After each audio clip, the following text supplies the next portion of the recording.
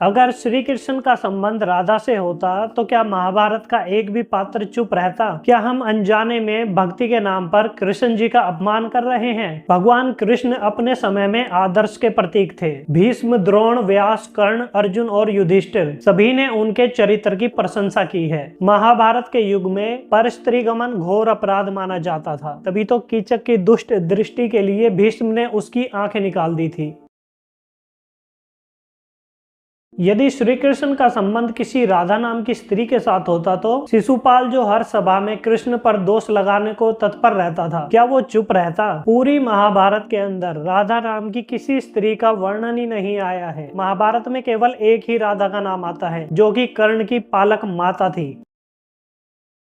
लोग कहते हैं भागवत पुराण में राधा का उल्लेख आता है, लेकिन सच तो ये है कि भागवत पुराण में भी राधा नाम का कोई उल्लेख आता ही नहीं है। राधा का वर्णन मुख्य रूप से ब्रह्म वैवर्त पुराण में मिलता है।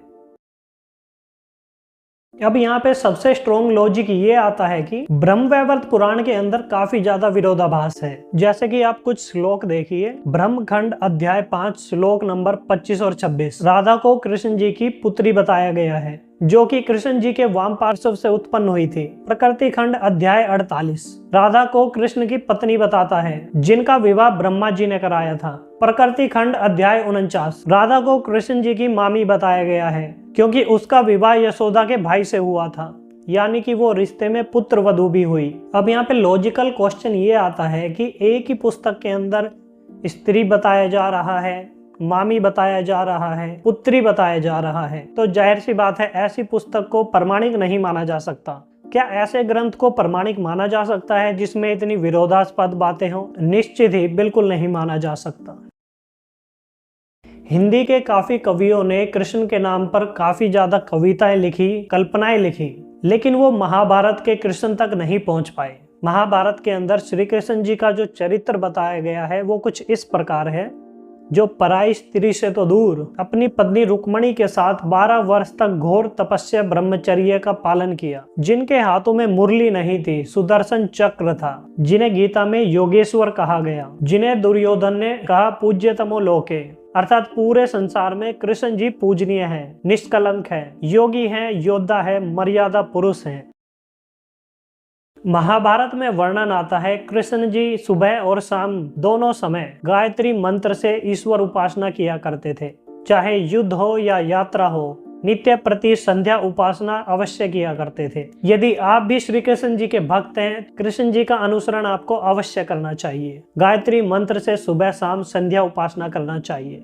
अधिकतम सभी कथावाचक आपसे ये बात छुपाते आए हैं, लेकिन जब आप महाभारत में पढ़ेंगे तो आपको स्पष्ट वर्णन मिलता है। स्वामी दयानंद ने उन्हें आप्त पुरुष कहा। बंकिम बाबू उन्हें सर्व पाप रहित आदर्श चरित्र कहते हैं। आज तक अज्ञानवश हम कृष्ण जी का अपमान करते आए हैं। उनका संबंध एक काल्पनिक स्त्री से जोड़ते आए हैं, जिसका नाम राधा है। शास्त्रों में राधा का कहीं उल्लेख नहीं आता।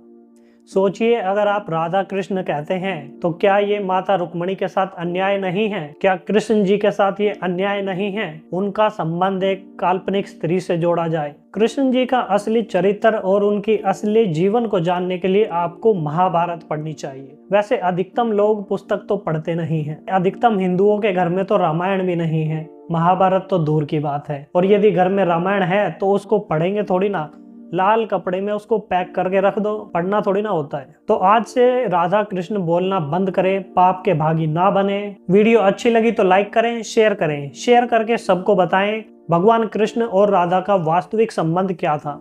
जय श्री कृष्ण।